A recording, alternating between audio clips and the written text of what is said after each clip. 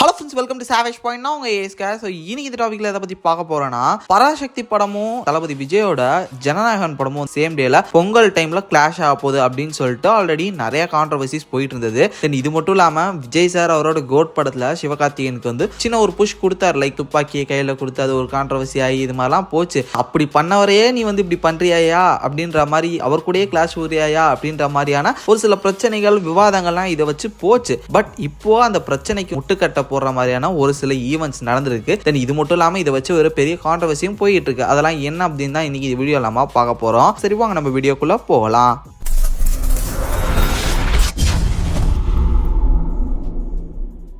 So code படத்துலேருந்து தான் இது வந்து ஸ்டார்ட்டே ஆகுது. இந்த ஒரு படத்தில் வந்து பார்த்தீங்கன்னா விஜய் சார் வந்து கன்னை ஒருத்தர் கையில் கொடுத்துட்டு இந்த மாதிரி நான் போகிறேன் நீங்கள் பார்த்துங்க அப்படின்னு சொல்லிட்டு செகண்டரி வில்லன் அவனை வந்து ஒப்படைச்சிட்டு போகணும். ஸோ அதுக்கான ஒரு சீனு. அதில் வந்து ஆக்சுவலாக நிறைய ஆக்டர்ஸ் வந்து பேசிட்டு இருந்திருக்காங்க. ஸோ அதில் சிம்பு சாருமே வந்து ஒருத்தராக இருந்திருக்காரு அந்த லிஸ்ட்டில். பட் அந்த டைமில் கால் ஷீட் இது மாதிரியான பிரச்சனைகள்னால ஃபைனலி வந்து எஸ்கே உள்ளே வராரு. பிகாஸ் எஸ்கே வச்சு வெங்கட் பிரபு ஒரு படம் பண்ணுறதா ஒரு பிளானில் இருந்தார் அந்த டைமில். இதன் காரணமாக சரி ஓகே நம்மளோட அப்கமிங் ஹீரோ தானே, அவர் இன்ட்ரடியூஸ் பண்ணால் நல்லது தான், அது விஜய் சார் மாதிரி படத்தில் அப்படின்னு சொல்லிட்டு அவரே அப்ரோச் பண்ணி இதை வந்து அரேஞ்ச் பண்ணியிருக்காரு. பட் அந்த ஒரு விஷயங்கள்லாம் நடந்து முடிஞ்சதுக்கு அப்புறம் இப்போ எஸ்கேவோட லெவலும் வேற மாதிரி போயிட்டு இருக்கு. கேரியர் கிராஃப்மே அந்த படங்களோட லிஸ்ட்டுமே வந்து பார்த்தீங்கன்னா பெருசா போயிட்டு இருக்கு. இதன் காரணமா வெங்கட் பிரபு கூட இப்போ டேட் கொடுக்க முடியாத அளவுக்கு பிஸியில் எஸ்கே இருக்காரு. இப்படி இருக்க இந்த சுச்சுவேஷன்ல எஸ்கேவோட பராசக்தி படம் வந்து தளபதி விஜயோட லாஸ்ட் படம் அப்படின்னு சொல்லக்கூடிய ஜனநாயகன் படத்துக்கு கிளாஷா வருது அப்படின்னு சொல்லக்கூடிய விஷயங்கள் இப்போ ரீசெண்ட் டைம்ஸ்ல வந்திருந்தது. அது நம்ம எல்லாருக்குமே தெரியும். லிட்டரலி இந்த ஒரு படத்தை வேணுக்குனே தான் கிளாஷ் வர்றாங்க. பிகாஸ் இந்த ஒரு படத்தோட ப்ரொடக்ஷன் ஹவுஸ் ஆன டான் பிக்சர்ஸ் வந்து ரூலிங் பார்ட்டிக்கு கொஞ்சம் நெருங்கிய பழக்கம் உள்ளவங்க. அதனால தான் பிளான் பண்ணி இதை வந்து லான்ச் பண்றாங்க. இது மட்டும் இல்லாம இது ரூலிங் பார்ட்டியோட கொள்கை கோட்பாடு. தென் அது மட்டும் இல்லாம ஹிந்தி எதிர்ப்பு போராட்டத்துக்காக அவங்க அந்த டைம்ல என்ன அளவு போராடினாங்க அது மாதிரியான விஷயங்கள்லாம் காமிச்சு இது வந்து எலெக்ஷனுக்கு ஒரு புஷ்ஷாவும் இது இருக்கும் அப்படின்ற மாதிரியான ஒரு சில விஷயங்களும் பேசப்பட்டிருந்தது இந்த படத்தை வச்சு.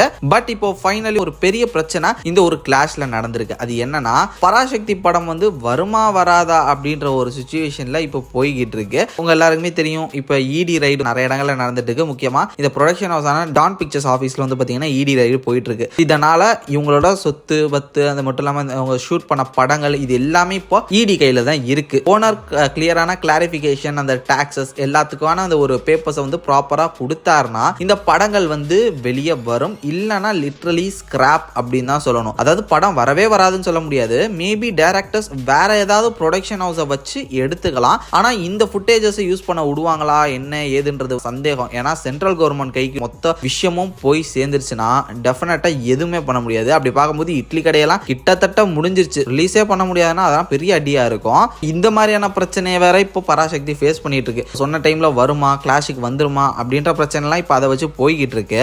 இதுல ஃபேன்ஸ் எல்லாம் என்ன பேசிட்டு இருக்காங்கன்னா, யோ உனக்கா அந்த ஆளு மதிச்சு உனக்கு கூப்பிட்டு இந்த மாதிரி பண்ணார்ல, நீ அவருக்கே இப்படி பண்றியே அப்படின்னு சொல்லிட்டு ஒரு குரூப்பும், இல்ல இனிமே இவர் தான் இனிமே வந்துட்டாரு அவ்வளவுதான், இவர் எவ்வளவு கஷ்டப்பட்டு வந்தது தெரியுமா, நீங்களாம் என்ன ஆக்டர்ஸ் அப்படின்னு சொல்லிட்டு Vijay sir, Suriya sir, Ajith sir, so இவங்க எல்லாரையுமே இப்போ ட்ரோல் பண்ண ஆரம்பிச்சிட்டாங்க எஸ்கே அவரோட ஃபேன்ஸுங்க. ஸோ இந்த மாதிரி ஒரு சில விஷயங்களும் இப்போ சோஷியல் மீடியால போய்கிட்டு இருக்கு. உன் கையில துப்பாக்கி கொடுத்ததுக்கு என்ன பண்ண முடியும் அதை பண்ணிட்ட அப்படின்ற மாதிரி எல்லா ஃபேன்ஸும் மாறி மாறி சோஷியல் மீடியால இது ஒரு பிரச்சனையா வச்சு சண்டை போட்டுட்டு இருக்காங்க.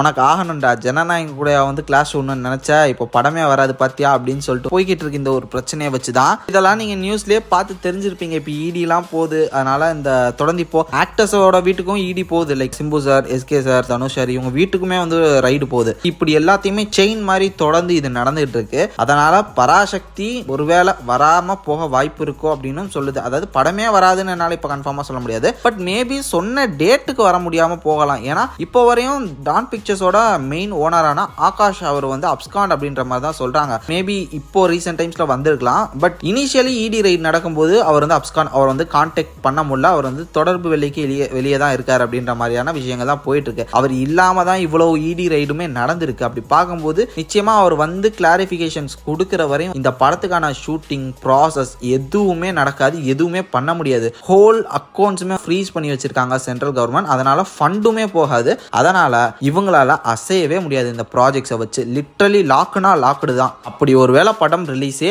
ஆகாது அப்படின்ற சுச்சுவேஷன்ல இந்த ப்ரொடக்ஷன் ஹவுஸ் இருந்து இந்த கதையை எனக்கு கொடுத்துருங்க ரிட்டர்ன், நான் வேற ஒரு ப்ரொடக்ஷன் ஹவுஸ்ல வச்சு பண்ணிக்கிறேன்னு சொல்லிட்டு நோ அப்ஜெக்ஷன் சர்டிஃபிகேட் வாங்கிட்டு தான் வேற ஒரு ப்ரொடக்ஷன் ஹவுஸ்ல படங்கள் பண்ண முடியும். லைக் இந்த இடி ரைடுக்கு முன்னாடி வரையும் நிலவரம் வந்து பாத்தீங்கன்னா ஒரிஜினல் துப்பாக்கிக்கும் அதுக்கு அடுத்து கொடுத்த குட்டி துப்பாக்கிக்கும் பெரிய ஒரு கிளாஷ்.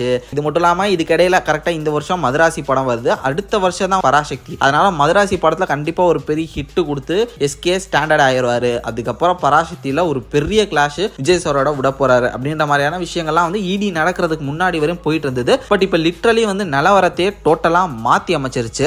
பொறுத்திருந்து பார்ப்போம் பெரிய துப்பாக்கிக்கும் சின்ன துப்பாக்கிக்கும் கிளாஷ் நடக்குதா இல்லையா அப்படின்னு. நீங்க இந்த ஒரு கிளாஷை பத்தி என்ன நினைக்கிறீங்க? மறக்காம உங்களோட தாட்ஸ் அண்ட் வியூஸை கமெண்ட் செக்ஷன்ல மென்ஷன் பண்ணுங்க. இதே மாதிரி தொடர்ந்து நிறைய இன்ட்ரெஸ்டிங்கான வீடியோஸ் பார்க்கறதுக்கு மறக்காம நம்ம சாவேஜ் பஞ்ச் சேனலை சப்ஸ்கிரைப் பண்ணி அந்த பெல் ஐகானை பிரஸ் பண்ணிக்கங்க. அடுத்த ஒரு இன்ட்ரெஸ்டிங்கான வீடியோல நாளைக்கு உங்களை மீட் பண்ற அது வரையும் tata bye bye, take care from A Square.